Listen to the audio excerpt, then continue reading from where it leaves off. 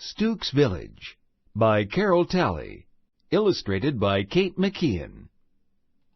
My name is Stuk. I live in the Chumash village of Shusholop. Our village is on the California coast. My family has lived in this village for a very long time. I think they have been here since the first people joined the sky people in the upper world. I am the youngest in my family. Our house is built of willow poles and rush grasses.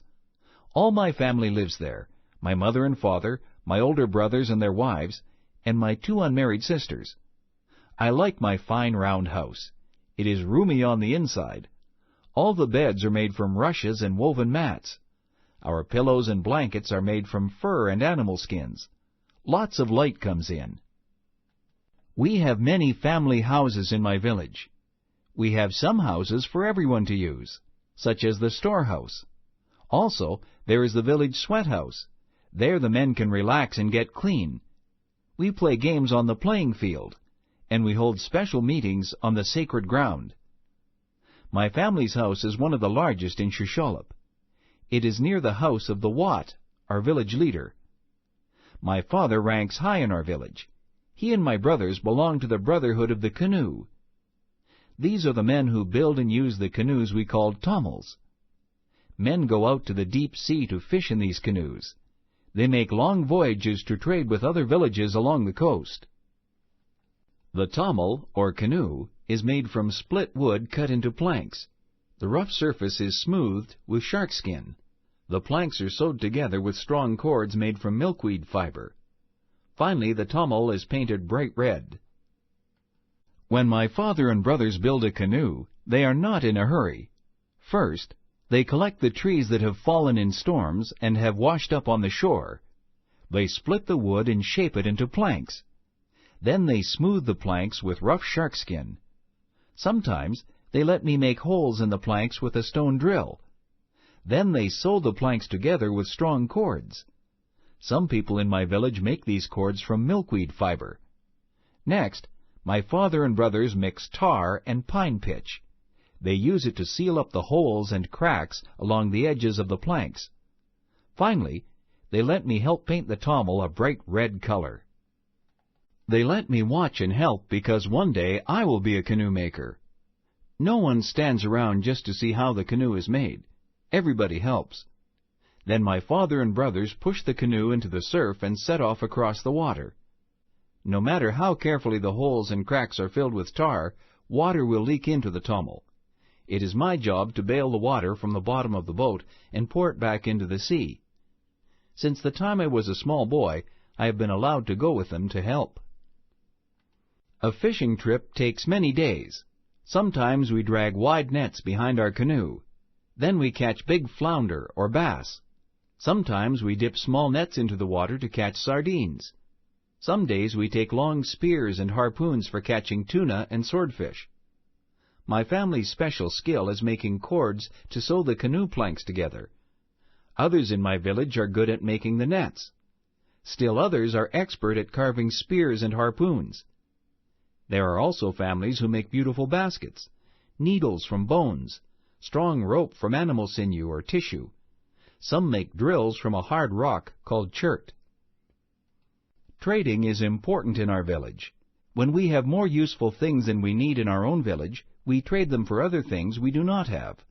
Sometimes my father goes north in his tommel to trade with villages up the coast. He often goes as far as Siuxton, where 1,000 villagers live. Sometimes we travel in our canoe to the islands that lie out beyond the horizon. The most distant voyage of all is to the small island of Shalashat. This journey takes many days. To make this long trip, we launch our tommel before the sun appears over the eastern mountains. The sun is halfway up by the time we pass the first island, called Anacapa. My father and brothers pull their paddles strongly through the water.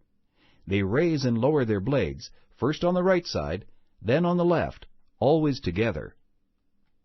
When we are hungry, we eat dried fish. When we are thirsty, we drink water from a basket jar made by one of our villagers.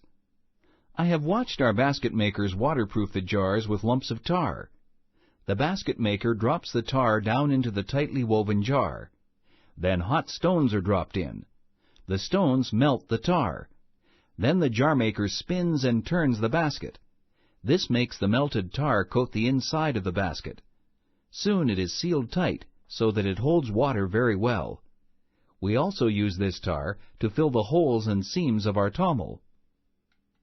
The sun sets and rises high again. Finally we see the headland of Shalashat rise from the waters. Ravens, seagulls, and cormorants fill the sky. All through the year the wind rages over this small island. My father and brothers paddle through the choppy waves. They must fight both wind and water. Around the sandspit on the east edge of the island, we head the tommel toward a sheltered cove. Dolphins rise from the water to greet us. Islanders run to the shore. My father and brothers raise their paddles over their heads to celebrate our safe arrival. The waters around Shalashat are rich in kelp beds. Kelp are tough brown seaweeds. Herds of sea otters spend their days swimming and floating in the kelp. They like to eat the shellfish that live there. We come to the island to trade for the skins of these otters, which the islanders have cured and prepared for us. We bring things the island people want. We have fine baskets and sinew rope made in Shosholop. We bring acorns gathered in the valley above our village. We have dried deer and elk meat, rabbit skins, wild cherry seeds, and pine nuts from villages in the hills. We have pieces of soapstone, which we get in trade with another island people. This soapstone is easily carved into animal shapes and into bowls that do not crack when put in a fire. That is why it is valuable. While the grown-ups trade, I go off with the island boys and girls to collect shellfish in tide pools. Or we gather wild sage, a flavorful herb on the sand dunes. Often we see a small island fox that has left his lair to hunt white-footed mice. We may spot the gnawed remains of his dinner. My father bargains well. The next day we set off on our return journey to the coast. Our tommel is loaded full. We have many otter skins. We also have seal skins and sometimes the dried meat of sea lions. We have beautiful beads and jewelry made from abalone and shells by the people of Shalashat. One time, as we made our way home, the skies darkened and the waves rose around us. Because of the heavy cargo, the tommel rode low in the water. The sea came into the canoe from the seams as well as over the sides. The water came in faster than I could bail it out. Finally, to save our lives, my father said that we must lighten our load. Many skins were thrown into the water and lost.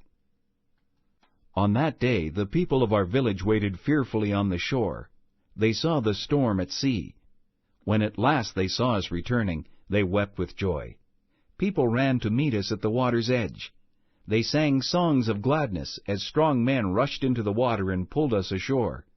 Then these men lifted the tommel, still full of cargo, onto their shoulders and carried it into the village.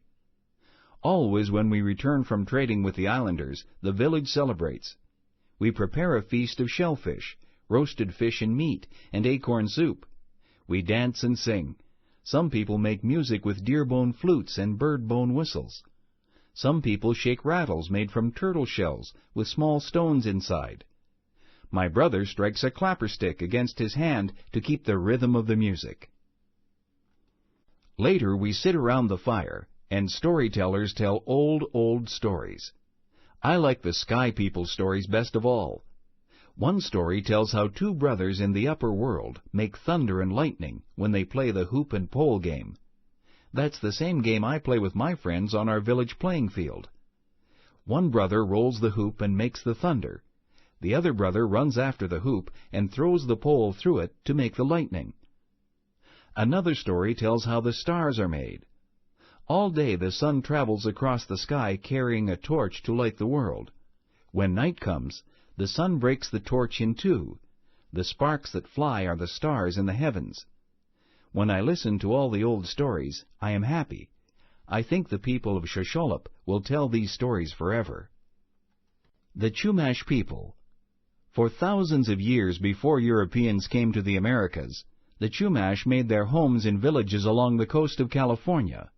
They also lived on 4 islands in the Santa Barbara Channel: San Miguel Island, Santa Rosa Island, Santa Cruz Island, and Anacapa Island. The Chumash village of Shosholop was located in this area, near the present-day city of Ventura. The village of Siuxton was near the present-day city of Santa Barbara. Shalashat is now called San Nicolas Island. It is one of 4 islands located farther south in Santa Barbara Channel, along with Santa Catalina Island, Santa Barbara Island, and San Clemente Island. The people who lived on these 4 islands were not Chumash, but they knew the Chumash and traded with them. Reader response. 1. The main setting for this story is the village of Shuswap. If you painted a picture of the village, what are some of the things that were important to the narrator that you would include in the picture? Make a web to help you organize your thoughts. 2. At the end of the story, the villagers celebrate the return of the traders. Did you visualize this scene? What are some of the words that helped you to see the scene in your imagination? 3. It is Stuks' job to bail water from the bottom of the canoe when the men go on fishing trips. Find bail in a dictionary. Then find both a homograph and a homophone for the word. Use all 3 words in sentences that show you understand their meanings. 4. In time, and with practice, Stuk will learn to make a tommel as well as his father does. Can you think of a skill you're learning from a parent or other adult? Tell about it.